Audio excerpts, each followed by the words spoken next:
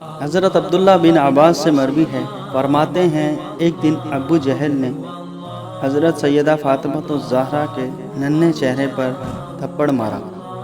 آپ رضی اللہ تعالیٰ عنہ نے اس کی شکایت حضور نبی کریم صلی اللہ علیہ وسلم سے کی۔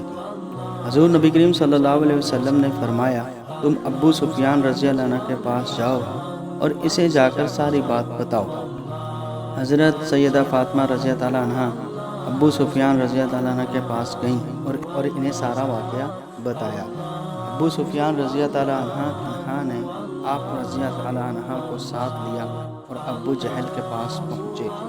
آپ رضی اللہ عنہ سے وہاں جا کر فرمایا، جس طرح اس نے تمہارے منہ پر تھپڑ مارا ہے، تم بھی اس کے منہ پر ویسا ہی تھپڑ مارو۔ آپ رضی اللہ عنہ نے ابو جہل کے منہ پر تھپڑ مار دیا اور واپس آ کر حضور نبی کریم صلی اللہ علیہ وسلم کو سارا واقعہ بیان کیا۔